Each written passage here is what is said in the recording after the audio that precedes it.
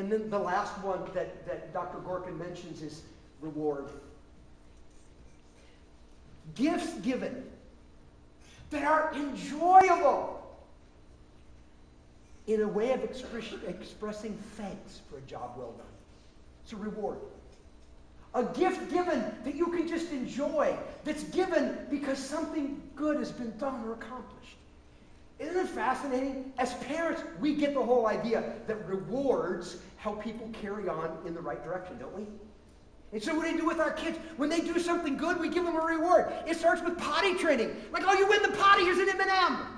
It's one of the tactics employed when I was raising kids.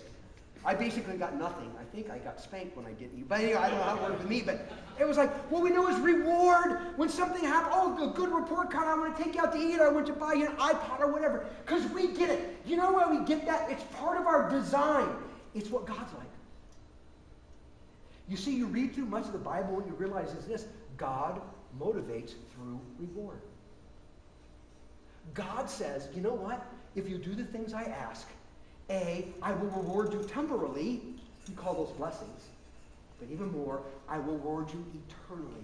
Some gift that brings immense joy and satisfaction that will last forever because of what we have done. And while God operates that way, so should we.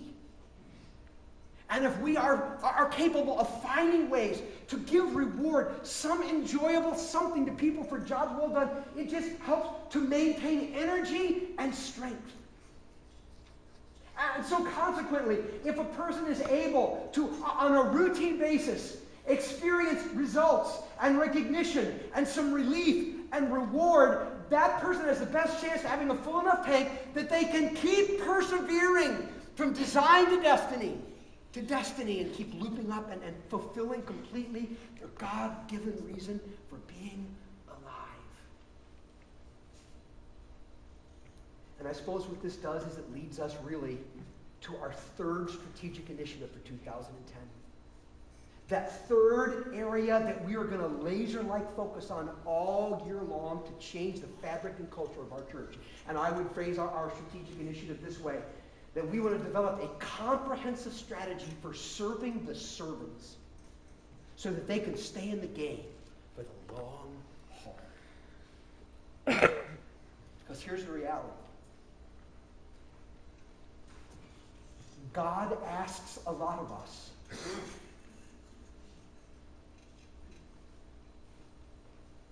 He's worth it. The cause is worth it, but it's a lot.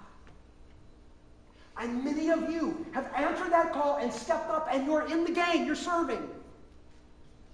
And what we recognize is that is always draining.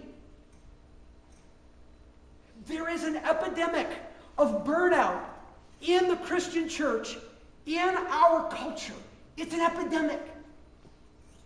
More of my friends my age are out of ministry now than in it because they burned out.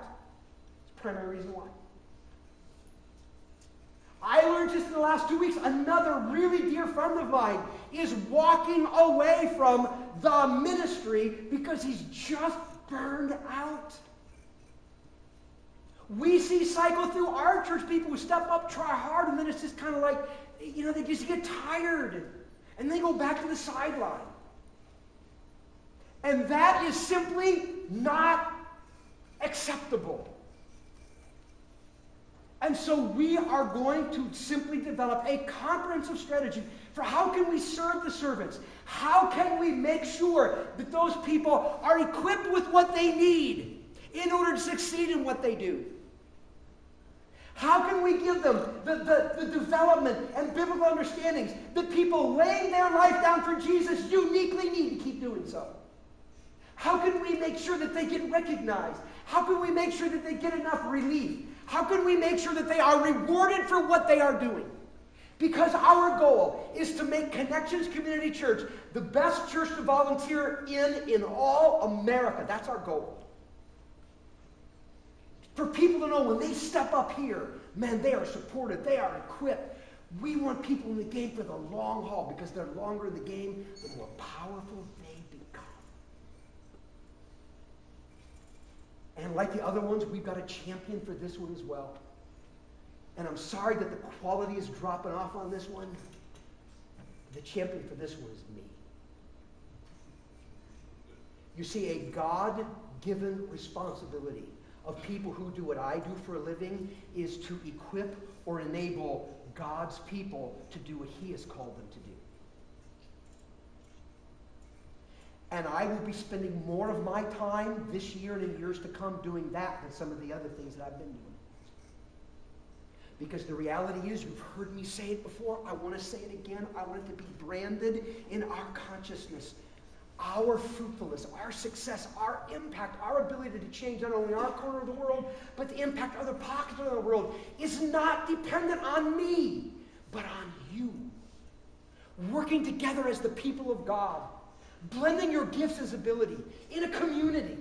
That's where the power is. And you need to be served and equipped to be able to do exactly that. In fact, what we want to do is create a culture where all of us are giving to each other what we need to keep going on. Wouldn't it be cool if every week we all come here with the goal of saying, I'm going to recognize somebody today. If we see something, I'm going to try to give a little reward to somebody today.